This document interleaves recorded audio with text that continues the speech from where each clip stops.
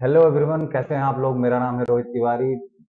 The current affair show में आप सभी लोगों का स्वागत है। आज है 14 मई और मैं आप लोगों के सामने लेकर हाजिर हुआ हूँ कुछ महत्वपूर्ण खबरों को।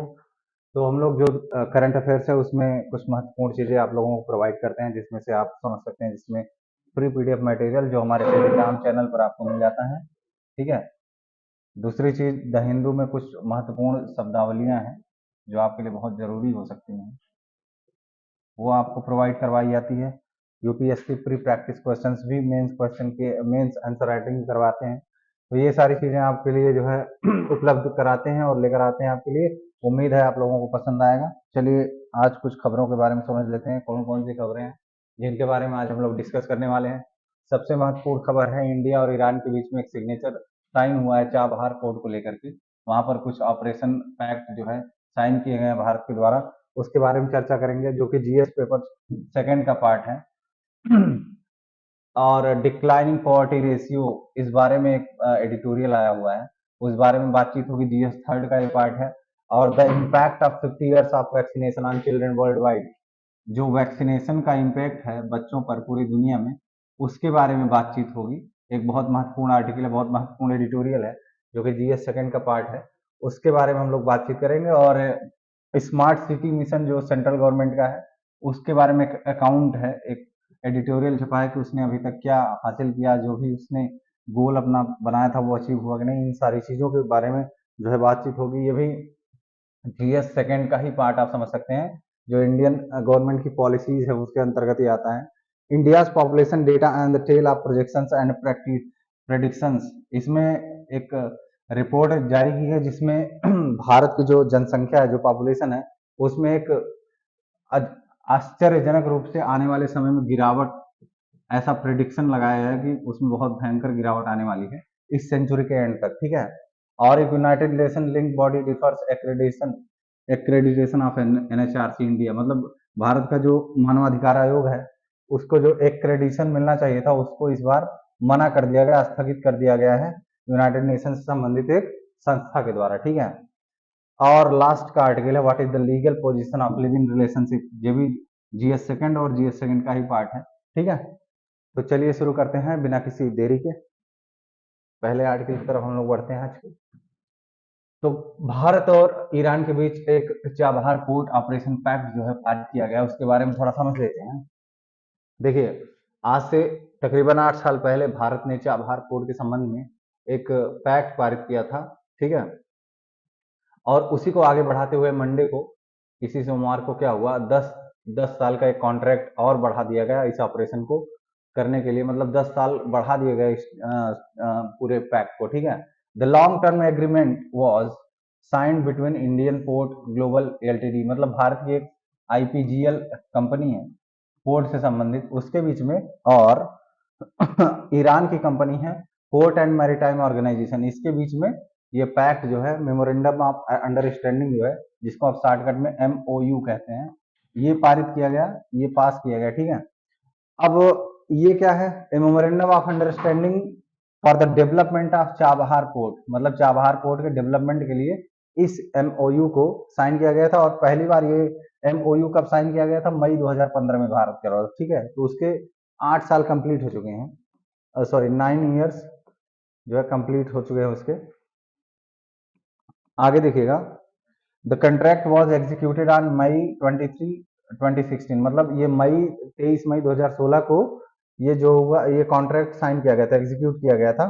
और उस टाइम पर भारत के जो प्रधानमंत्री हैं, उन्होंने वहां की ईरान की यात्रा की थी और उसी के दौरान यह किया गया था। ठीक है।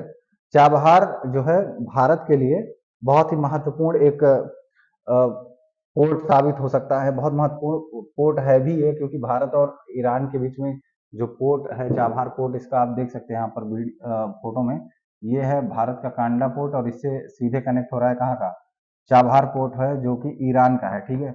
इससे कनेक्शन है और भारत का जो व्यापार है ईस्ट एशियन कंट्रीज में,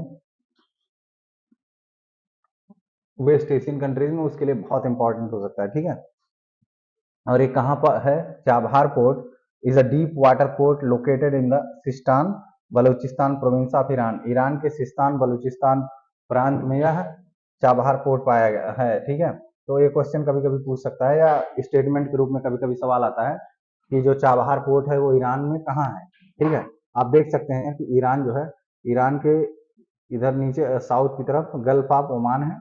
ठीक है, चाबहार पोर्ट भारत के कांडला से निकलता हुआ सीधे चला जाता है ईरान के पोर्ट पर, और भारत के और ईरान के बीच जो वाटर की कनेक्टिविटी है उसके लिए बहुत इंपॉर्टेंट है। ठीक है, आप देख सकते हैं ये आप इंडिया की बाउंड्रीज समझिए, ये इंडिया की बाउंड्रीज हैं। ठीक है, और इसके जस्ट बगल में पाकिस्तान है। उसके बाद क्या है, उसके बाद आपका पाकिस्तान के इस तरफ आएंगे तो आपको अफगानिस्तान मिलेगा, और अफगानिस्तान के और वेस्ट में जाएंगे आप तो आपको मिल जाएगा ईरान। ठीक है, तो ये है आपका आर्टिकल। चलिए अब समझते हैं, एक आर्टिकल के बारे में समझते हैं। इस आर्टिकल में बताया गया है कि जो भारत में पॉवर्टी रेशियो है, जो गरीबी का अनुपात है, वो लगातार डिक्लाइन, वो नीचे की तरफ आ रहा है। गरीबी का जो अनुपात है वो लगातार क्या हो रहा है, नीचे की तरफ आ रहा है, डिक्लाइन कर रहा है। ठीक है, कंटिन्यूइंग ट्रेंड है ये, डिक्लाइनिंग। ठीक है, तो इसमें समझिएगा, the estimated poverty ratios decline from, मतलब जो 29.5% 2011 में हुआ करता था, वो अब डिक्लाइन करके कितना हो गया है, 10% इन 2022-23, और 1.77% यह हर वर्ष जो है डिक्लाइन कर रहा है। 1.77% ये क्या कर रहा है, हर वर्ष पर ईयर ये डिक्लाइन कर रहा है, मतलब नीचे की तरफ गिर रहा है। इससे आप कह सकते हैं कि भारत में जो गरीबी का अनुपात है, जो गरीबी का अनुपात है वो नीचे की तरफ आ रहा है। ठीक है, डिक्लाइन कर रहा है। और ये किसके किसके रिपोर्ट्स के आधार पर है, ये रंगराजन कमेटी की जो रिपोर्ट है पॉवर्टी लाइन के संबंध में, उसके आधार पर। ठीक है, और आगे देखिएगा, फ्रॉम 21.9 इन 2011 टू 3% इन 2023। ठीक है, अब जो सचिन तेंदुलकर कमेटी की जो पॉवर्टी लाइन की रिपोर्ट्स हैं, उसके अनुसार क्या था, उसके अनुसार 21.9% 2011-12 में था। ये कितना था, 21.9। ठीक है, और ये क्या कहते हैं 2022-23 में कितना हो गया, 2022-23 में यह घटकर कितना हो गया, ये घटकर हो गया आपका 3%। ठीक है, घटकर 3% हो गया। तो इस आधार पर देख सकते हैं कि एक बड़ा अंतर आया हुआ है। अगर हम पहले का देखा जाए, मतलब और पहले की बात करें, अर्लियर पीरियड के बारे में, इससे पहले के समय की बात करें, तो तेंदुलकर कमेटी की ही एक पॉवर्टी लाइन की रिपोर्ट है, वो 2004-5 में कितनी थी, 37.2%। जो गरीबी कितनी थी, 37.2%, और वो 2011-12 में घटकर कितना हो गया, 21.9%। कितना हो गया, 21.9%। मतलब कि हर साल तकरीबन 2.18% की जो गरीबी है, इसका इसमें जो है डिक्लाइन हुआ है, मतलब गिरावट देखी गई। तो अगर इससे हम इस पूरे स्टेटमेंट से एक अंदाजा ये लगा सकते हैं कि जो अभी गिरावट आ रही है पॉवर्टी रेशियो में, वो थोड़ा कम है इसके पहले के मुकाबले। मतलब जो गिरावट 2004 से लेकर 2011-12 के बीच में आई थी, उससे कम गिरावट जो है 2011-12 से 2022-23 के बीच में हुई है। तो जो रेशियो है वो तो डिक्लाइन कर रहा है, लेकिन उसका जो मात्रा है, उसका जो क्वांटिटी है, वो पहले ज्यादा थी, अभी कम है। ठीक है, according to the estimates on inequality. ठीक है, इनइक्वालिटी का जो स्टेटमेंट है, जो सुब्रमण्यम कमेटी के द्वारा प्रोवाइड किया गया था, वो 2011-12 और 2022-23 के बीच में है। कितना the Gini coefficient decline from 0.278 to 0.269। मतलब एक गिनी कॉफिशिएंट होता है, यहाँ पर मैंने बताया हुआ है, आप समझिएगा इसको। गिनी कॉफिशिएंट क्या होता है, यह एक मीजर होता है, ये असमानता को मापने वाला एक प्रकार से मीजर है, ये एक प्रकार की इकाई है। ठीक है, इसमें हम स्केलिंग करते हैं। स्केलिंग कहाँ से करते हैं, 0 से लेकर के 1 तक की स्केलिंग हम लोग करते हैं। तो जितना अधिक नंबर होता है, जैसे जितना अधिक पॉइंट मिलेगा, उसका मतलब होगा उतनी ही अधिक असमानता है। गिनी कॉफिशिएंट में क्या होगा, 0 से 1 के बीच की स्केलिंग होगी, उसमें जितना पॉइंट अधिक रहेगा, जैसे मान लीजिए 0.2425, 0.26, 0.2829, ऐसे ऐसे जितना पॉइंट बढ़ता जाएगा, जितना नंबर बढ़ते जाएगा स्केलिंग की, इसका मतलब इनइक्वालिटी भी उतनी ज्यादा है। ठीक है, तो ऐसे the Gini coefficient measures inequality on a scale from 0 to 1, higher value indicate higher inequality. मतलब वैल्यू जितनी हायर होगी, इनइक्वालिटी उतना ही ज्यादा होगी। ठीक है, depending on the country and year. The data relates to income measures after taxes and benefits are to consumption per capita, मतलब प्रति व्यक्ति जो कंजप्शन हो रहा है उसके आधार पर इस वैल्यू को निर्धारित किया जाता है। तो गिनी कोफिशिएंट के हिसाब से क्या हुआ, अगर हम गिनी कोफिशिएंट के हिसाब से देखें तो डिक्लाइन कितना हुआ, 0.278 से डिक्लाइन होकर कितना हो गया 0.269, ये डिक्लाइन हुआ। कब से कब तक, 2011 से लेकर के 2022 तक, ठीक है। और कहाँ के लिए, रूरल एरिया, मतलब ग्रामीण क्षेत्रों में गिनी कोफिशिएंट के हिसाब से जो स्केल में डिक्लाइन हुआ, मतलब असमानता थोड़ी सी कम हुई। इसको आप दूसरे भाषा में क्या समझ सकते हैं, असमानता जो है वो थोड़ी सी कम हुई, किसके लिए, रूरल एरियाज के। अब अर्बन मतलब शहरी क्षेत्रों के लिए देखिए, शहरी क्षेत्रों में जो असमानता है वो 0.358 से घटकर 0.318 हो गया, मतलब कितना डिक्लाइन हुआ, 0.04, इतना डिक्लाइन हुआ। इसका मतलब शहरी क्षेत्रों में असमानता ज्यादा दिख रही थी इस हिसाब से अगर देखा जाए तो। अब देखिएगा यहाँ तो अगर शहरी ग्रामीण के लिए तो 0.278 था, 0.269 हो गया, और शहरी में 0.358 से 0.318 हो गया। तो अर्बन एरियाज में कितनी गिरावट देखी गई, 0.04 की, ठीक है। There has been a decline in poverty, मतलब गरीबी में क्या हुआ है, गरीबी में कमी आई है। The inequality in consumption expenditure has come down A bit, कब कंजम्पशन एक्सपेंडिचर में जो असमानता थी वो भी कम हुई है, ठीक है। ये इसका मामला है, ये GS3 का पार्ट आप समझ सकते हैं, इसको आप इकोनॉमी से जोड़ सकते हैं, ठीक है। इंडियन इकोनॉमी, इकोनॉमी डेवलपमेंट से आप इसको कनेक्ट कर सकते हैं, ठीक है। चलिए आगे समझते हैं। अब थोड़ा सा समझ लीजिए नेशनल सैंपल सर्वे ऑफिस के आधार पर, उसके बारे में थोड़ा समझिए क्या है। तो नेशनल सैंपल सर्वे ऑफिस जो है इसको हम इसका शॉर्ट फॉर्म क्या है, इसका शॉर्ट फॉर्म हम जानते हैं NSSO, ठीक है। ये कब बनाया गया था, ये मिनिस्ट्री ऑफ स्टैटिस्टिक्स के अंतर्गत 1950 में स्थापित किया गया था, ठीक है। 23 मई 2019 को क्या हुआ, NSSO को ट्रांसफॉर्म कर दिया गया और इसका नाम बदलकर क्या रख दिया गया, नेशनल स्टैटिस्टिकल ऑफिस, NSO क्या कर दिया गया, इसका दूसरा नाम हो गया NSO, ठीक है। और इसको मर्ज कर दिया गया किसके साथ, सेंट्रल स्टैटिस्टिकल ऑफिस के साथ, ठीक है। तो क्या हुआ, NSSO मर्ज हो गया इसका किसके साथ, मर्ज मर्ज विथ CSO, ठीक है। इसको तो बोलते हैं नेशनल सैंपल सर्वे ऑफिस, इसको बोलेंगे सेंट्रल स्टैटिस्टिकल ऑफिस, इसके साथ और NSSO के साथ जो है मर्ज हो गया, और नया नाम इसका क्या निकल कर आ गया, इसका नया नाम हो गया NSO, ठीक है। समझ आ गई बात, इसका नाम क्या हो गया, नेशनल स्टैटिस्टिकल ऑफिस, ठीक है।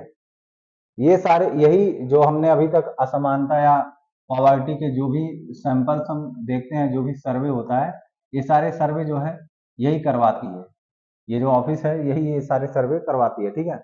The primary objective of NSSO is to collect and analyse data related to various aspect of the economy, मतलब इकोनॉमी के अलग अलग जो है विभागों, अलग अलग एस्पेक्ट के लिए ये क्या करती है, डेटा बनाती है, एनालाइज करती है, और उससे हम क्या करते हैं, राष्ट्रीय स्तर पर सोसाइटी में ये बहुत सारे सर्वे करवाती है, ठीक है।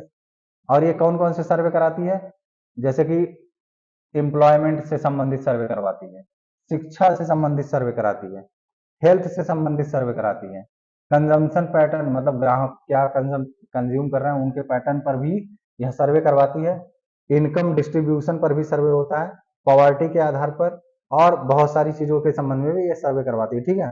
और एक बात समझिएगा, ये सर्वे जो है इसमें क्या होता है, collecting data from a representative sample of house holds, ठीक है।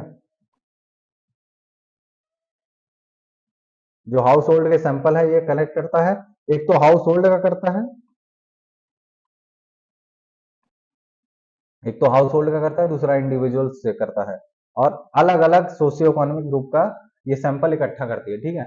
ये देखिए आपके सामने जो है NSSO का लोगो लगा हुआ है, नेशनल सैंपल सर्वे ऑफिस, ठीक है। तो ये मामला था आपका नेशनल सैंपल सर्वे का, ठीक है। चलिए अब समझते हैं 50 years of vaccination on children world wide, ठीक है।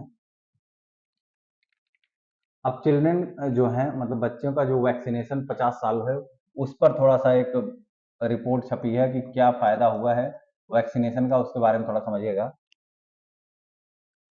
देखिए पिछले 50 सालों में जो भी वैक्सीनेशन हुए हैं उससे तकरीबन 150 मिलियन बच्चों ने अपने जीवन को खोने से बचाया है, या इस ऐसे बोल सकते हैं कि इस वैक्सीनेशन की वजह से तकरीबन 150 मिलियन बच्चे जीवित हैं, या उन्होंने और बहुत अच्छे तरीके से वो अपना जीवन बिता रहे हैं। क्यों?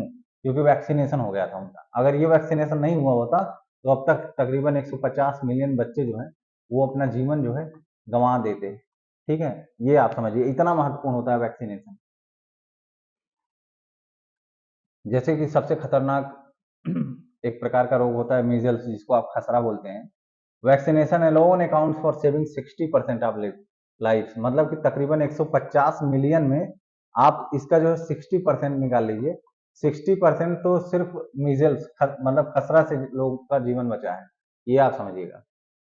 मतलब तकरीबन 90 मिलियन बच्चे जो है वो खसरा से बचे हैं। 90 मिलियन का मतलब समझते हैं? 90 मिलियन का मतलब होता है 9 करोड़। इतने बच्चे जो है बचे हैं वैक्सीनेशन करवाने की वजह से, ठीक है। अब ये क्या हुआ वैक्सीनेशन से फायदा क्या हुआ है सॉरी, वैक्सीनेशन से फायदा होता है जो डेथ है, जो मृत्यु दर है उसमें कमी आती है। Decrease in death due to vaccine preventable disease, मतलब ऐसे रोग जो वैक्सीन से बचाया जा सकता, वैक्सीन लगवा कर जिनसे बचा जा सकता है, उसकी वजह से क्या हुआ है, हम लोगों ने वैक्सीनेशन करवाया बच्चों का और उनकी जो मृत्यु है, मृत्यु में कमी आई है, डेथ में कमी आई है, ठीक है। और लार्ज स्केल पर जो इम्यूनाइजेशन हुआ है पूरी दुनिया में लार्ज स्केल पर मतलब बड़े स्तर पर जो ये टीकाकरण किया गया है पूरी दुनिया में, उसकी वजह से भी बहुत सारे बच्चों ने अपना जीवन जो है बचाया है, ठीक है। शुरू में जो मिजेल्स मतलब खसरे का जो वैक्सीनेशन हुआ था शुरू में, उसको अगर आप देखेंगे 20% जो है, मतलब 20% से भी कम वैक्सीनेशन 2000 में हुआ था भारत में, या पूरी दुनिया को समझिए। और अभी 70% हो चुका है। 2021 में कितना हो चुका है? 70% पूरी दुनिया में, ठीक है। और ऐसा ही पैटर्न देखा गया कि डिप्थीरिया, परट्यूसिस और टिटेनस, इसके पैटर्न में जो है ये देखा गया कि शुरू में जो है स्टार्टिंग में तो कम टीकाकरण हुआ, लेकिन अब तक के समय में बहुत सारा टीकाकरण हो चुका है इनके संबंध में, ठीक है। आप देखिएगा the significance of vaccination has been particularly pronounced in reducing infant mortality rate, मतलब कि जो वैक्सीनेशन का महत्व है वो इस प्रकार देखा जा सकता है कि वैक्सीनेशन जैसे जैसे बढ़ा, ठीक है। वैक्सीनेशन का मतलब क्या होता है? वैक्सीनेशन मतलब टीकाकरण। समझिए ध्यान से, टीकाकरण जैसे कि मान लो हम लोग बचपन में, क्या हम लोगों को बचपन में पोलियो का टीका लगता है? ठीक है, पोलियो का लगता है, डिप्थीरिया का लगता है, परट्यूसिस का लगता है, टिटेनस का लगता है। समझिएगा ये सारे टीके हमको लगते हैं, क्यों? जिससे कि हमें इन रोगों से सुरक्षा मिल सके। तो जो दुनिया भर में पूरे वर्ल्ड लेवल पर जो भी टीकाकरण हुआ है उससे बच्चों की जान बची है, ठीक है। अब आप समझिएगा एक इन्फेंट मोर्टेलिटी रेट होता है, इसको हम IMR कहते हैं। मतलब जो नवजात बच्चे होते हैं उनके जो मरने की जो मतलब वो उनकी जो मृत्यु की दर है उन्हीं को हम बोलते हैं इन्फेंट मोर्टेलिटी रेट, नवजात शिशु मृत्यु दर। उसमें बहुत कमी आई है, उसमें बहुत कमी देखी गई। किसकी वजह से? वैक्सीनेशन की वजह से, ठीक है। जैसे आप देखिएगा 10% 1974 में था और अभी 3% 2024 में है। मतलब कि 1974 से ही तकरीबन पूरी दुनिया भर में इम्यूनाइजेशन या टीकाकरण का प्रोग्राम चलाया जा रहा है। तो उस समय जो IMR था, जो इन्फेंट मोर्टेलिटी रेट, जिसको आप नवजात शिशु मृत्यु दर बोलते हैं या नवजात मृत्यु दर ऐसे बोली, नवजात मृत्यु दर, ये कितना था 1974 में? 1974 में ये 10% था, ठीक है। अभी कितना है? अभी 2024 में कितना है? 2024 में ये केवल 3% है। तो काफी कमी आई है, ठीक है। और the researchers estimate that 40% of this decline due to vaccine, और जो भी ये कमी आपने देखा है कि 10 से 3% हो गया, 10% से 3% हो गया, ये किसकी, इसमें 40% योगदान वैक्सीनेशन का है। बात समझिए, इसमें 40% योगदान वैक्सीनेशन का, मतलब 40% जो कमी आई है वो वैक्सीनेशन, टीकाकरण की वजह से आई है। ये बात आप समझिए। अब थोड़ा सा एक डेटा देख लीजिए, डेटा के आधार पर इसको समझने की कोशिश करिए कि डिप्थीरिया के बारे में समझिए। मतलब जो मृत्यु होती है, number of death cause by various vaccine preventable disease across years, के बराबर, यहाँ पर के बराबर 1000 दिखाया गया। ठीक है, तो देखिए 1990 में डिप्थीरिया से मरने वाले जो बच्चे थे उनकी संख्या क्या थी? 15,000 थी। कितनी थी?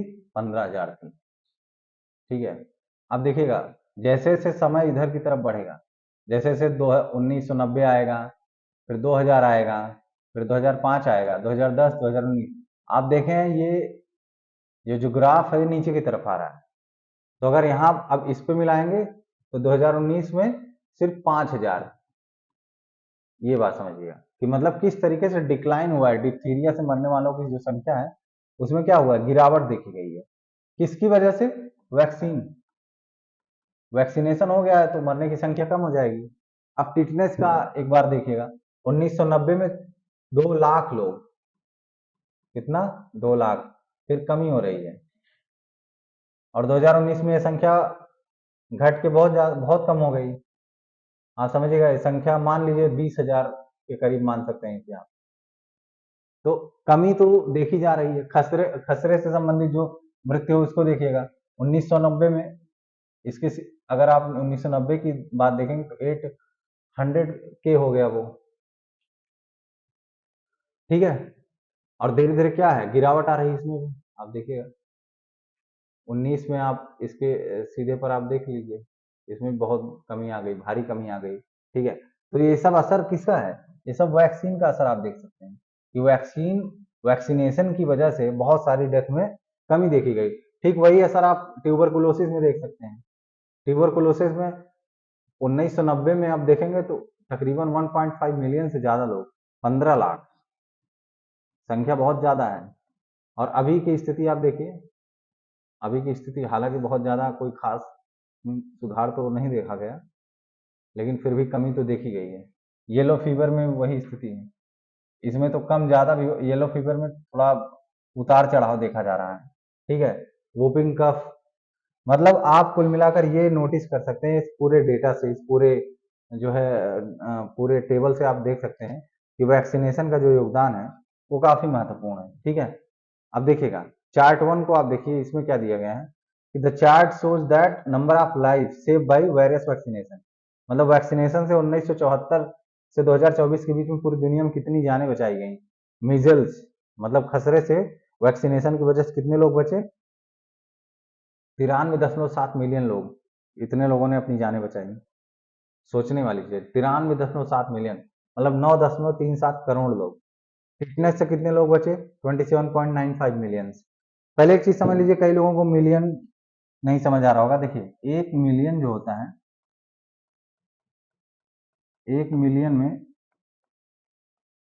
10 लाख होता है, और 1 बिलियन में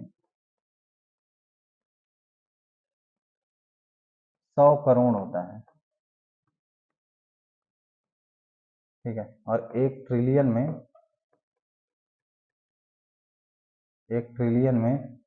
1 लाख करोड़ होता है। ठीक है, इतना समझ लीजिए, क्योंकि मैं बार बार मिलियन मिलियन का यूज कर रहा हूं तो आप लोग समझ नहीं पा रहे होंगे। तो ठीक है, इस समझ में आ गया होगा आई होप आपको कि फिटनेस से कितने लोग बच रहे हैं, 27.95 मिलियंस, पर्ट्यूसिस से 13.17 मिलियन। मतलब ये डेटा आप एक बार देख लीजिएगा अच्छे से, इस डेटा से आपको पता चलेगा वैक्सीनेशन से बहुत जो है जानें बचाई गई हैं। ठीक है,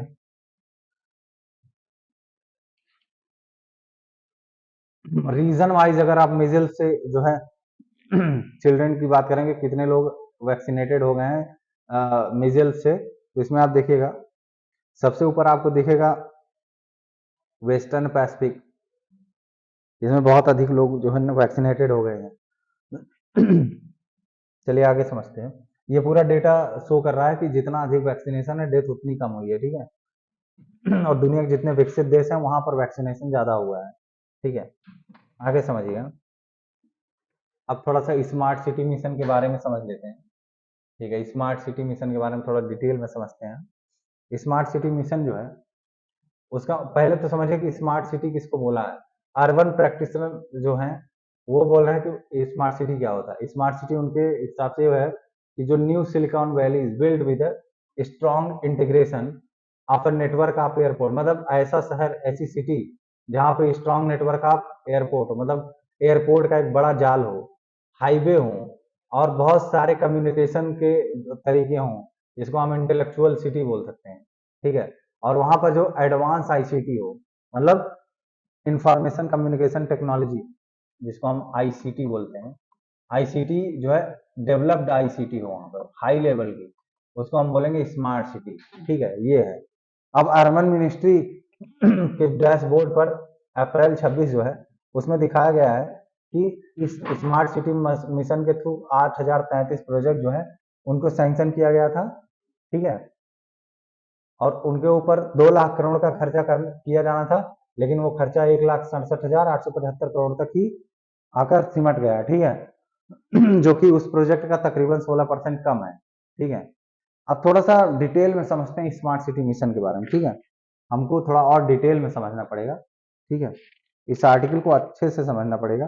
तो चलिए इस आर्टिकल को अच्छे से समझा जाए, ठीक है। तो चलिए इसको अच्छे समझते हैं। देखिए ये एनडीए गवर्नमेंट जो है, जो एनडीए फर्स्ट है, एनडीए फर्स्ट, ठीक है, 2014 की बात हो रही है। एनडीए फर्स्ट जो है वो पूरे मतलब जो सिटी हैं, जो शहर हैं भारत के, उसमें एक ग्लोबल लेवल पर एक चेंज लाना चाहती थी, मतलब ग्लोबल चेंजेस लाना चाहती थी, या आप इसको बोल सकते हैं कि बड़े स्तर पर उनमें बदलाव चाहती थी, बड़े स्तर पर बदलाव, जिसको आप बोलते हैं कि उनको स्मार्ट बनाना है। हमको क्या करना है, सिटी को स्मार्ट बनाना है। तो ऐसे ही संबंधित जब सिटी को स्मार्ट बनाना है तो उसी से रिलेटेड स्मार्ट सिटी मिशन लाया गया, ठीक है। उसी से रिलेटेड ही तो स्मार्ट सिटी मिशन होगा, ठीक है। स्मार्ट सिटी मिशन लाया गया जिसको आप शॉर्टकट में SCM बोलते हैं, ठीक है। स्मार्ट सिटी मिशन लाया गया, ठीक है। अब स्मार्ट सिटी मिशन जो है वो जून 2015 में आया। ऐसे एग्जैक्ट देखें तो 25 जून 2015 को स्मार्ट सिटी मिशन आया, ठीक है। अब इसका मेन क्या था, ये 5 सालों के लिए लाया गया था, 5 सालों के लिए ये स्मार्ट सिटी मिशन लाया गया था, 5 सालों के लिए। ध्यान से समझिएगा, इसको लिख भी सकते हैं आप। 5 सालों के लिए लाया गया था। और इस स्मार्ट सिटी मिशन में ये डिफाइन नहीं किया गया है, मतलब ये बताया नहीं गया कि स्मार्ट सिटी होती क्या है, नॉट डिफाइंड, मतलब इसमें डिफिनीशन नहीं दिया गया है कि स्मार्ट सिटी क्या होती है। और इसमें यह हवाला दिया गया कि स्मार्ट सिटी जो होती है वो कंट्री के हिसाब से, कंट्री या स्टेट, ठीक है, इकोनॉमिक डेवलपमेंट, इकोनॉमिक डेवलपमेंट, इन आधारों पर पूरी दुनिया में स्मार्ट सिटी जो है उसके डेफिनेशन अलग अलग हो सकते हैं। मतलब कोई वैश्विक स्तर पर ऐसी कोई डेफिनेशन नहीं है जिसमें आप बोल सकें कि हाँ स्मार्ट सिटी क्या होती है, ठीक है। वो city to city, country to country वो अलग करता है, वेरी करता है, ठीक है। तो स्मार्ट सिटी जो है जो लाया गया ये 5 सालों के लिए लाई गई, और इसमें 100 सिटी को सेलेक्ट किया गया, भारत के 100 शहरों को सेलेक्ट किया गया कि उनको हम क्या करेंगे, स्मार्ट बनाएंगे। ये मामला है आपका, ठीक है। हम उनको क्या करेंगे, स्मार्ट बनाएंगे, ठीक है।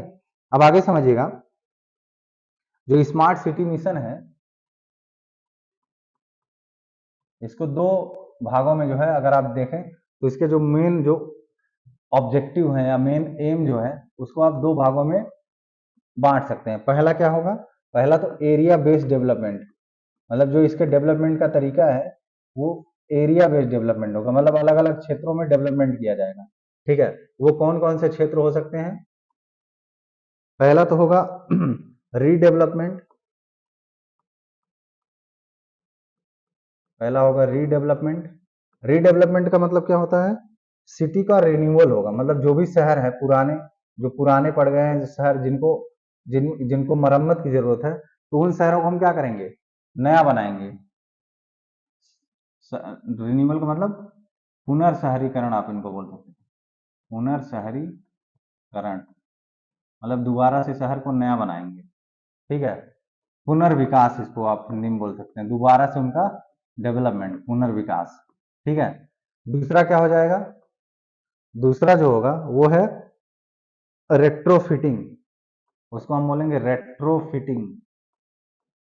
रेट्रोफिटिंग का क्या मतलब होता है, रेट्रोफिटिंग मतलब जो पुराने शहर हैं उनको इंप्रूव किया जाएगा, इसको आप बोलते हैं सिटी इंप्रूवमेंट, इसको क्या बोलेंगे हम, सिटी इंप्रूवमेंट, ठीक है। ये किसका पार्ट है, ये एरिया डेवलपमेंट का पार्ट है, ये बात ध्यान रखिएगा।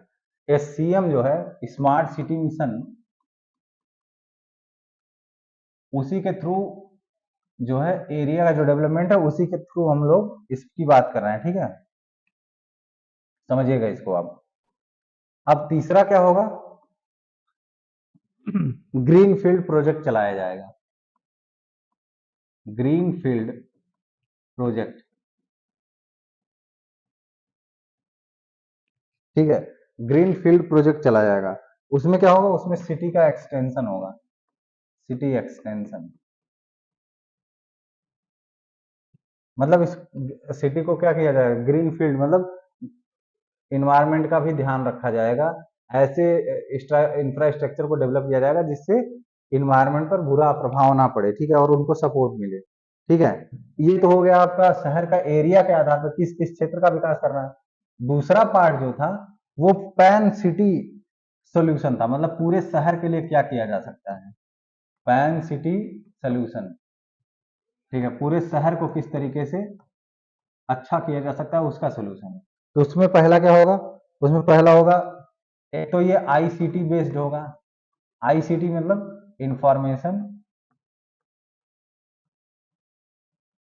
इंफॉर्मेशन कम्युनिकेशन टेक्नोलॉजी, मतलब शहरों को या पूरे शहर को संचार के माध्यम से, एक विकसित संचार के माध्यम से आपस में जोड़ने की बात है, ठीक है, विकसित संचार व्यवस्था आप ऐसे बोल सकते हैं, विकसित संचार व्यवस्था, उसके तहत पूरे शहर को क्या किया जाएगा, आपस में जोड़ा जाएगा, ये स्मार्ट सिटी मिशन का एक पार्ट है, ठीक है। उसके अब उसी में बहुत सारे पार्ट आएंगे, पहला हो जाएगा ई गवर्नेंस, क्या होगा, ई गवर्नेंस होगा, ध्यान रखिएगा। दूसरा क्या होगा, वेस्ट मैनेजमेंट होगा। भाई अगर आपको किसी भी सिटी को स्मार्ट बनाना है तो इन सारी चीजों पर बिना फोकस किए आप किसी भी सिटी को स्मार्ट नहीं बना सकते, ठीक है। वेस्ट मैनेजमेंट हो गया, वाटर मैनेजमेंट हो गया, ध्यान रखिएगा, क्या हो गया, वाटर मैनेजमेंट हो गया। फिर क्या हो गया, एनर्जी मैनेजमेंट हो गया, बिना एनर्जी के तो कोई आप शहर स्मार्ट कर ही नहीं सकते, तो एनर्जी मैनेजमेंट भी हो गया, ठीक है। और बहुत सारी चीज जैसे अर्बन मोबिलिटी हो गई, अर्बन मोबिलिटी मतलब शहर में जो मोबिलिटी है, जो संचार है, ट्रांसपोर्टेशन है, उस पर भी बहुत ज्यादा ध्यान दिया जाना चाहिए। बिना इन सब चीजों के आप किसी भी सिटी को स्मार्ट तो नहीं कर सकते, ये कंफर्म है,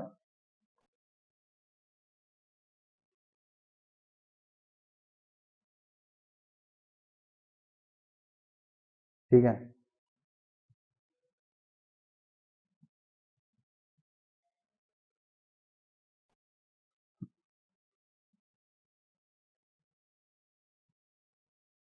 स्मार्ट सिटी मिशन जो है उसको 2020 में ही पूर्ण होना था, परंतु अब उसका समय क्या है, बढ़ा दिया गया, अब वो जून 2024 तक बढ़ा दिया गया है। अच्छा, इसका स्टेटस क्या है, जो स्मार्ट सिटी मिशन है उसका स्टेटस है कि 8,033 प्रोजेक्ट सैंक्शन किए गए थे, मतलब इसके अंतर्गत ऐसे सारे प्रोजेक्ट कंप्लीट किया जाना था जिनके लिए 2 लाख करोड़ का जो है कैपिटल फ्लो था, मतलब कैपिटल लगाने वाला था, लेकिन जिसे घटाकर तकरीबन 1.67 लाख करोड़ कर दिया गया, जिसको हम बोलेंगे कि तकरीबन 16% की कमी की गई। ठीक है, अब समस्याएं क्या हैं स्मार्ट सिटी मिशन जो है उसके साथ, समस्याएं क्या है उसको समझिएगा, प्रॉब्लम्स क्या है इसके साथ।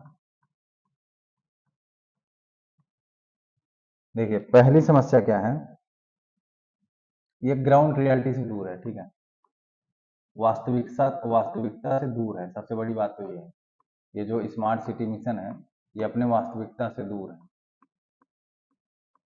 ये रियल में प्रॉब्लम्स एड्रेस नहीं कर रही है। ठीक है, ठीक है, इसको हम बोलेंगे ग्राउंड रियलिटी से दूर है ये।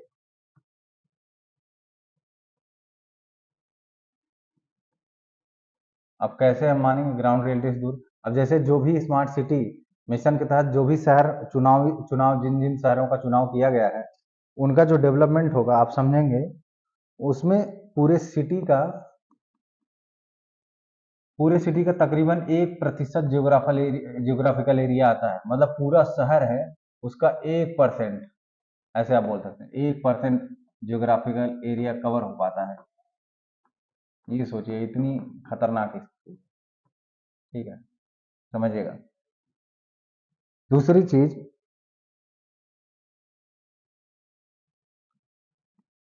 जैसे कि अब चंडीगढ़ का आप इसमें चंडीगढ़ का एग्जांपल ले सकते हैं।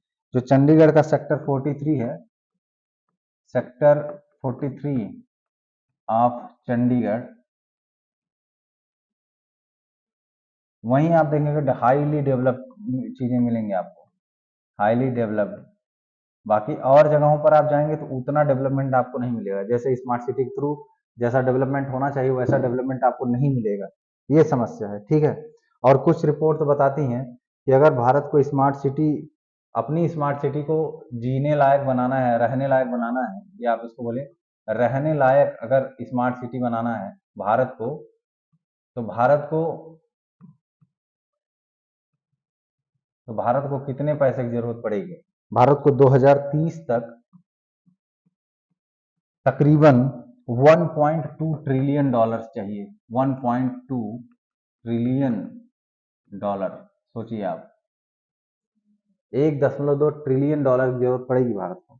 और जिस हिसाब से भारत पैसा लगा रहा है, अगर आप 2 लाख करोड़ हर साल लगाएं, 2 लाख करोड़ अगर हर साल आप लगाएंगे, मान लीजिए 2015 से ही हम मान लेते हैं, हर 5 साल पे 2 लाख करोड़, तो आप 3 और जोड़ दीजिए तो 6 लाख करोड़ ही तो हो रहा है बस।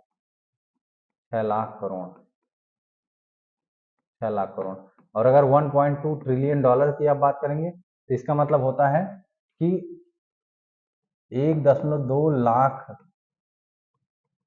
करोड़ गुड़े 80, इतना आप कर दीजिए, मतलब तकरीबन मान के चलिए तकरीबन 85 लाख करोड़ रुपए की जरूरत पड़ेगी भारत को, अगर आप स्मार्ट सिटी को लिवेबल या जीने लायक रहने लायक बनाना चाहते हैं।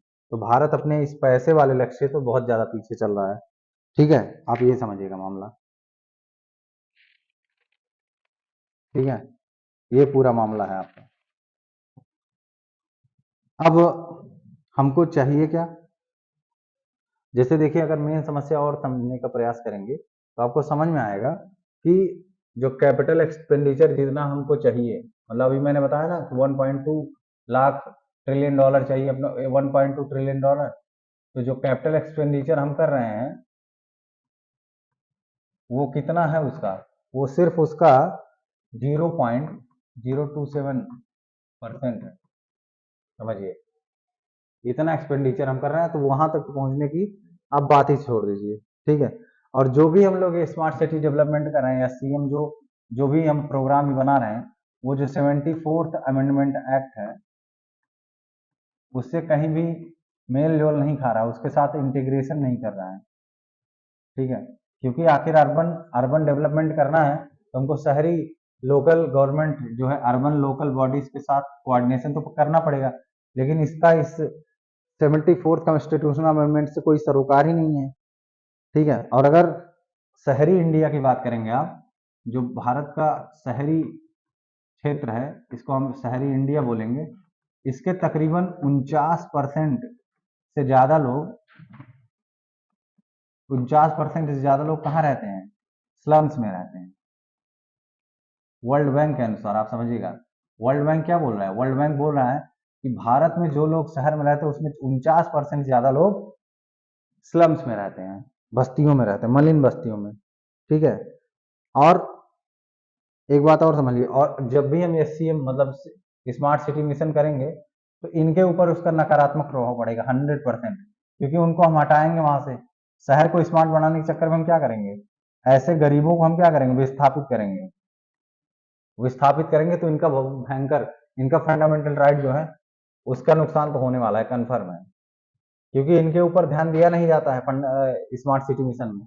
और दूसरी महत्वपूर्ण बात, अगर हम शहरी इंफ्रास्ट्रक्चर को बहुत ज्यादा डिस्टर्ब करने का प्रयास करेंगे, बहुत ज्यादा उस पर भार डालेंगे, तो अर्बन फ्लडिंग भी आ सकती है, शहरी शहरी बाढ़, ये एक बहुत बड़ी समस्या है, अर्बन फ्लडिंग। ठीक है, अर्बन फ्लडिंग का शिकार हम हो सकते हैं। समझ में आई बात, ये पूरी समस्या जो है आपकी स्मार्ट सिटी मिशन की है। ठीक है, अब थोड़ा स्मार्ट सिटी मिशन के बारे में समझ लीजिए। स्मार्ट सिटी मिशन जो है जून 25 2015 को लॉन्च किया गया था, हमने बताया ही था। ठीक है, और इसका जो मेन ऑब्जेक्टिव है, जो उद्देश्य है वो क्या है, core infrastructure, clean and sustainable environment और give a decent quality of life. मतलब कि स्मार्ट सिटी जो है उस शहरों को क्या करेगा, वहाँ का इंफ्रास्ट्रक्चर डेवलप करेगा, वहाँ पर सस्टेनेबल एनवायरनमेंट, स्वच्छ पर्यावरण का विकास करेगा। ठीक है, स्वच्छ पर्यावरण और एक अच्छी क्वालिटी की लाइफ देगा, quality of life, decent quality of life. ठीक है, डिसेंट क्वालिटी ऑफ लाइफ मतलब जीवन स्तर अच्छा करेगा, ये वहां के लोग जो रहने वाले हैं उनका जीवन स्तर अच्छा करेगा। ठीक है, यह गोल जो है लॉन्च किया गया था कब, 2015 में, और 100 स्मार्ट सिटी को इसमें शामिल किया गया था। ठीक है, ये पूरा मामला मैंने आपको पहले ही बता दिया था कि आईसीटी का इस्तेमाल होगा, इंफॉर्मेशन एंड कम्युनिकेशन टेक्नोलॉजी। ठीक है, और जो मिनिस्ट्री ऑफ अर्बन डेवलपमेंट है उसने 24 की एरियाज जो है उनको आइडेंटिफाई किया है, जिससे वो स्मार्ट सिटी को डेवलप कर सकते हैं। ठीक है, और जो 24 की एरियाज हैं उसमें से 3 तो डायरेक्टली वाटर से संबंधित है, मतलब पानी से। ठीक है, 7 का संबंध इनडायरेक्टली वाटर से मतलब पानी से ही है। और स्मार्ट स्मार्ट मीटर है, क्या स्मार्ट मीटर मैंने मतलब वाटर का meter management, leakage identification, preventive maintenance, मतलब वाटर पर बहुत ज्यादा ध्यान दिया गया। इसमें आप भी देखिए, वाटर क्वालिटी मॉडलिंग, मतलब वाटर की जो क्वालिटी है उसकी मॉडलिंग की जाएगी। तो smart city mission is one of the mechanism that will help operationalize the nationwide implementation of the sustainable development goals। ठीक है, सस्टेनेबल डेवलपमेंट गोल को भी ये इम्प्लीमेंट कराने के लिए जो है एच ऑब्जेक्टिव अपने रखता है, poverty alleviation, employment and other basic services. इन सारी सर्विसेज को भी यह बढ़ाएगा, पॉवर्टी को कम करने का प्रयास करेगा, एम्प्लॉयमेंट बढ़ाएगा और बेसिक जो सुविधाएं हैं जो भी नागरिकों को दी जाती है उनको प्रोवाइड कराएगा। ये पूरा मामला है। अब इंडिया पॉपुलेशन डाटा, मतलब भारत का जो पॉपुलेशन डाटा है उसके बारे में थोड़ा समझ लीजिए। तो एक लैंसेट लैंसेट मैगजीन होती है, द लैंसेट मैगजीन उसका नाम है, वो पॉपुलेशन से संबंधित जो है डेटा निकालती है। और इसको निकालने वाला कौन है, इसको निकालता है institute for health metric and evaluation, जिसको हम शॉर्टकट में IHME कहते हैं। ठीक है, IHME जो है वो ही इस रिपोर्ट को जारी करती है। ठीक है, और इसने भारत के संबंध में एक प्रेडिक्शन किया है, एक अंदाजा लगाया है कि आने वाले, जैसे लोग सोचते हैं ना कि भारत का जो जनसंख्या है वो धीरे धीरे करके क्या होगा, बढ़ेगा। लोग यही सोचते हैं कि भारत की जनसंख्या क्या होगी, धीरे धीरे करके बढ़ेगी। लेकिन इसने बताया है कि century 21st century,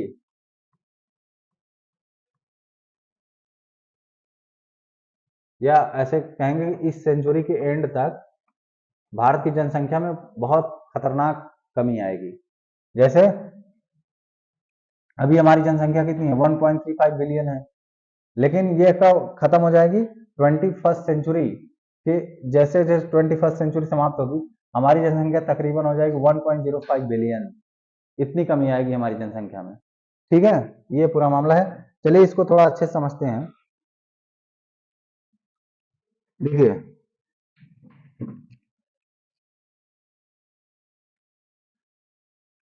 Lancet journal जो कि Seattle based institute for health matrix and evaluation के द्वारा तैयार की जाती है। इसके अनुसार क्या होगा, जब 21st सेंचुरी का अंत होगा उस टाइम तक भारत की जो जनसंख्या होगी 1.09 बिलियन हो जाएगी।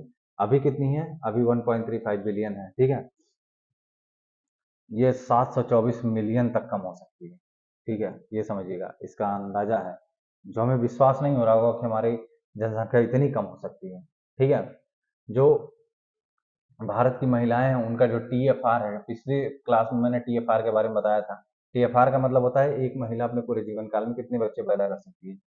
तो टीएफआर जो होगा भारतीय महिलाओं का वो तकरीबन 1.29 हो जाएगा। और अगर अपनी जनसंख्या को जितनी है अगर उतना मेंटेन करना है तो हर महिला का टीएफआर 2 होना चाहिए। कैसे 2 होना चाहिए, जैसे मान लीजिए मेल है फीमेल है, इससे एक बार इससे अगर 2 बच्चा पैदा होंगे तभी तो इसके बराबर की मेंटेनेंस। जैसे 2 लोग हैं, अगर केवल एक ही बच्चा पैदा हो 2 लोगों को तो फिर ऐसे ऐसे क्या होगा, जनसंख्या में कमी होगी। तो अगर 2 लोग हैं तो उससे अगर 2 बच्चे पैदा हों तो जो जनसंख्या वो मेंटेन होती है। लेकिन अब भारतीय महिलाओं का जो टीएफआर है, टोटल फर्टिलिटी रेट जो है वो 1.29 है। इसका मतलब आने वाले समय में जनसंख्या में बहुत भयंकर कमी होगी, ठीक है। हाँ, ये क्लोजिंग सेंचुरी की बात कर रहा है, उस टाइम पर टीएफआर कितना हो जाएगा, ठीक है। अब जो प्रिडिक्शन के हिसाब से यूनाइटेड स्टेट का टीएफआर भारत से ज्यादा होगा। मतलब आश्चर्यजनक बात है कि भारत के जो माँ बाप हैं वो मतलब अमेरिका के मुकाबले कम बच्चे पैदा करना चाहते हैं, चाहेंगे उस टाइम पर जब फ्यूचर की बात हो रही। फ्रांस 1.78, फ्रांस का जो टीएफआर है 1.78 है, मतलब वो भारत से ज्यादा है, ठीक है। तो ये भविष्य की बात कर रहा है, ठीक है, कि भविष्य में भारत की जनसंख्या जो है वो कम हो सकती है आश्चर्यजनक तरीके से, ठीक है। दूसरी बात समझिए, यूनाइटेड नेशन के प्रोजेक्ट के अनुसार भारत की जो जनसंख्या है वो 2050 तक 1.64 बिलियन हो जाएगी, 1.64 बिलियन। आईएचएमई के प्रोजेक्ट के अनुसार 1.61 बिलियन होगी 2048 तक। और यूनाइटेड नेशन के प्रेडिक्शन के अनुसार ये 2100 तक, 21st 100 तक 1.45 बिलियन होगी। और उसी जगह जो आईएचएमई है वो बोल रहा है कि 21st 100 तक भारत की जो जनसंख्या है 1.09 हो जाएगी। अब इसका कारण क्या हो सकता है, इसका कारण तो पहला हो सकता है कि बर्थ कंट्रोल पॉलिसी, मतलब भारत सरकार की जो बर्थ बर्थ कंट्रोल पॉलिसी है, मतलब इसको आप बोल सकते हैं दूसरे भाषा में परिवार नियोजन या परिवार नियंत्रण आप बोल सकते हैं। परिवार नियंत्रण मतलब इससे संबंधित जो भी कानून जो भी पॉलिसीज हैं उनका असर हो सकता है। दूसरा, फर्टिलिटी डिक्लाइन, मतलब जो बच्चा पैदा करने की जो वो होती है फर्टिलिटी होती है महिलाओं की, उसमें कमी आई है। कैसे कमी आई है, 1950 में जो भारतीय महिलाएं थी उनकी जो फर्टिलिटी थी वो 6 थी, 6, मतलब एक महिला 6 बच्चे पैदा करती है अपने पूरे जीवन काल में, उस टाइम पर 1950 में। लेकिन अभी कितनी हो गई है, अभी 2.2 है। जो भारत की महिला है उसकी जो फर्टिलिटी है कितनी है, 2.2, मतलब 2 बच्चे पैदा करेगी अभी, ठीक है, ये मामला है आपका। अब दूसरा कारण क्या मैंने बताया कि फर्टिलिटी रेट में कमी आएगी। तीसरा, एस्पिरेशनल रिवोल्यूशन, मतलब बहुत सारे आकांक्षी क्रांतियां हुई, जैसे कि एजुकेशन से रिलेटेड क्रांति, पब्लिक पॉलिसीज में, मतलब जरूरी नहीं है कि जो बर्थ कंट्रोल हो उसको आप जबरदस्ती करें। लोगों के मन में भी तो ये विचार आएगा कि जितनी अधिक जनसंख्या रहेगी उतनी अधिक गरीबी होने के चांसेस हैं, और अगर कम से कम जनसंख्या होगी तो हम उनके ऊपर ज्यादा खर्च करेंगे तो उनका जो एजुकेशन है वो स्तर बढ़ेगा, उनका सामाजिक स्तर बढ़ेगा। तो 1990 के करीब में एलपीजी, जब उसके बाद एलपीजी आया और भारत में सोशियो इकोनॉमिक ट्रांसफॉर्मेशन होना शुरू हुआ, तब जो कि एक बदलाव आया, उसी टाइम से आप देखेंगे कि जनसंख्या में आपको गिरावट देखने को मिलेगी, ठीक है। और टोटल फर्टिलिटी रेट में भी गिरावट देखने को आपको मिलेगी, क्योंकि लोगों के मन में ये सोच आ गई, ठीक है। लोग सोचना शुरू कर दिए कि अगर जनसंख्या कम होगी तो जितने कम बच्चे पैदा होंगे उनके ऊपर हम ज्यादा ध्यान दे सकते हैं। जैसे स्लोली स्लोली क्या हुआ, जो एग्रीकल्चर मतलब जो कृषि का क्षेत्र है या कृषि का जो शेयर है वो इंडियन इकोनॉमी में क्या हो गया, घटता चला गया। कृषि का शेयर जो है इंडियन इकोनॉमी में क्या हो गया, कम होता चला गया। Share decreases in Indian economy, और जब इंडियन इकोनॉमी में शेयर डिक्रीज होगा तो और जो सारे मार्केट और जो सेक्टर होंगे जैसे सर्विस सेक्टर हो गया, जाहिर सी बात है सर्विस सेक्टर क्या होगा उसकी इकोनॉमी में, उसका भारतीय इकोनॉमी में उसका शेयर बढ़ेगा तो एम्प्लॉयमेंट भी बढ़ेगा, और एम्प्लॉयमेंट बढ़ेगा तो लोग अपने बच्चों को स्कूल कॉलेज और कोचिंग में क्या करेंगे, एम्प्लॉय कराएंगे, उनको वहां पर जो है एनरोलमेंट कराएंगे, उनका एडमिशन कराएंगे। और इससे क्या होगा, इससे जो बच्चे शिक्षित होंगे और माता पिता भी इससे शिक्षित होंगे, उससे वो क्या करेंगे, फैमिली बिल्डिंग स्ट्रेटजी, मतलब अपने परिवार को कैसे मजबूत किया जाए ये स्ट्रेटजी बनाएंगे। तो जाहिर सी बात है उनको एक चीज और समझ में आने लगी कि जितनी छोटी फैमिली होगी हम अपने बच्चों पर उतना ही अधिक खर्च करेंगे। मतलब जैसे मान लो 2 बच्चे हैं, ठीक है, 2 बच्चे हैं, तो दोनों बच्चों को आप प्राइवेट स्कूल में पढ़ाएंगे। प्राइवेट स्कूल में आपको पता है प्राइवेट स्कूल में शिक्षा अच्छी मिलती है। अब आप पता चला आपके पास 6 बच्चे हैं और एक प्राइवेट स्कूल की फीस 1,000 रुपए है, तो 2 लोगों के लिए 2,000 तो आप खर्च कर सकते हैं। अब पता चला 6 बच्चे आपके हैं, तो फिर 6,000 रुपए महीने के कैसे खर्च करेंगे। इसका मतलब है कि अधिक से अधिक बच्चे होंगे तो आप उनकी पढ़ाई अच्छी नहीं करवाएंगे। तो जो सोशियो इकोनॉमिक ट्रांसफॉर्मेशन भारत का 1990 में हुआ, उसके बाद भारत के जो लोग हैं उनकी भी सोच बदली। उनको लगा छोटी फैमिली होंगी तो उनका हम अच्छे से डेवलपमेंट कर सकते हैं। तो ये भी कारण हो सकता है कि फ्यूचर में भारत की जो जनसंख्या है उसमें कमी आए। ठीक है, ये पूरा आपका मामला है। अब एक पूरा मामला समझते हैं। यूनाइटेड नेशन से संबंधित एक बॉडी है जिसने भारत में जो नेशनल ह्यूमन राइट कमीशन है उसके एक्रेडिटेशन को क्या कर दिया, रोक दिया या उसको स्थगित कर दिया। ठीक है, नेशनल ह्यूमन राइट कमीशन, ठीक है, उसको समझिए। तो ये GS2 का पार्ट आप समझ सकते हैं। एक global alliance of national human right institution करके एक संस्था है जिसको आप बोलते हैं GANHRI, ठीक है, global alliance for national human right institutions. उसने क्या किया है, जो भारत का NHRC है, नेशनल ह्यूमन राइट कमीशन, उसको मान्यता देने से रोक दिया लगातार 2 सालों से। लगातार 2 सालों से ऐसा हो रहा है। अब इससे क्या असर पड़ेगा भारत पर, इससे भारत के एबिलिटी, मतलब भारत जो वोट करता है यूनाइटेड नेशंस के विशेष संस्थाओं में वोट करता है, खास करके ह्यूमन राइट काउंसिल में, ह्यूमन राइट काउंसिल में जो भारत वोट कर सकता है उसमें अब वोट नहीं कर पाएगा, उस प्रभावित हो सकता है क्योंकि उसको GANHRI से एक्रेडिटेशन नहीं मिला है, उसको मान्यता नहीं मिली, और जब मान्यता नहीं मिली तो वो वोट भी नहीं कर सकता। ये समस्या है। ठीक है, मान्यता नहीं मिली तो वोट भी नहीं कर सकता। इसमें लिखा हुआ है साफ साफ, which can affect India's ability to vote at the Human Right Council and some United Nation General Assembly bodies. ठीक है, और क्यों ऐसा किया गया, आखिर क्या कारण है जिसके कारण से भारत की जो मान्यता है उसको रद्द की, उसको मान्यता नहीं मिली। उसका मेन कारण था लैक ऑफ ट्रांसपेरेंसी, मतलब पारदर्शिता का अभाव। भारत के साथ यही समस्या है, पारदर्शिता की ही समस्या है भारत में। ठीक है, इसमें सबसे महत्वपूर्ण चीज तो ये बताएगा, अपॉइंटमेंट में जो मेंबर्स हैं उनके साथ ट्रांसपेरेंसी नहीं है। ये बोल रहा है कि वुमेन वुमेन का रिप्रेजेंटेशन सही ढंग से नहीं है। आपका जो NHRC है उसमें वुमेन केवल एक महिला सदस्य, ये ठीक नहीं है। ठीक है, इससे ग्लोबल लेवल पे या नेशनल लेवल पर महिलाओं का या lack of gender and minority representation, और जो भारत में माइनॉरिटी है उनका भी सही ढंग से रिप्रेजेंटेशन नहीं है, ये भी समस्या है। अल्पसंख्यकों का सही ढंग से रिप्रेजेंटेशन NHRC में नहीं है। यही सारी चीजें रीड करके इस संस्था को क्या कर देगा, इस संस्था की जो मान्यता इसको जो मिलनी चाहिए थी GANHRI द्वारा वो नहीं मिली। ये समस्या है। ठीक है,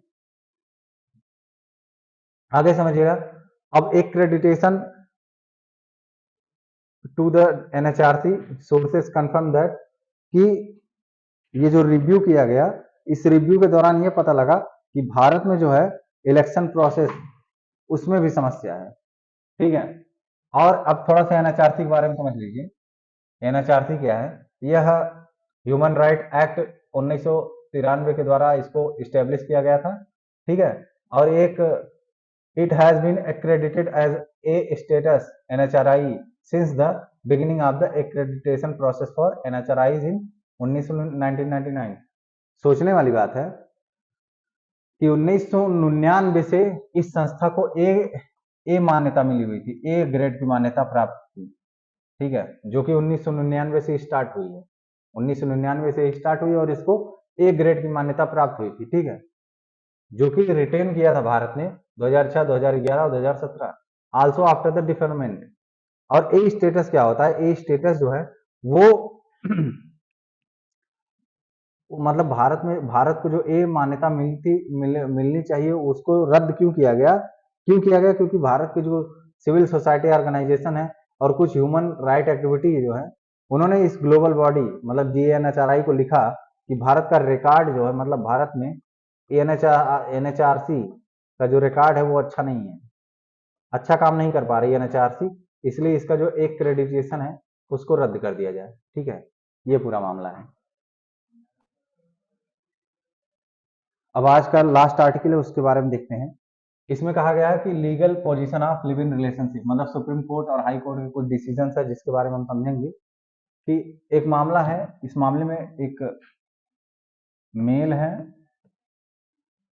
जिसको आप मैन बोलें, मैन, वुमेन, तो मैन जो है वो मुस्लिम है और महिला जो है हिंदू है। ठीक है, ये लोग लिव इन रिलेशनशिप में रहते हैं। ठीक है, ये मामला है, लिव इन रिलेशनशिप में रहते हैं। और लखनऊ की जो ब्रांच है, लखनऊ बेंच, सॉरी ब्रांच नहीं बेंच, इलाहाबाद हाई कोर्ट की जो लखनऊ बेंच है उसने मना कर दिया है इनको प्रोटेक्शन देने के लिए। ये लोग प्रोटेक्शन मांगने गए थे कि लिव इन रिलेशनशिप भारतीय संविधान के अनुच्छेद 21 के तहत राइट टू प्राइवेसी का हिस्सा है, राइट टू प्राइवेसी का हिस्सा है, इन्होंने ऐसा बोला।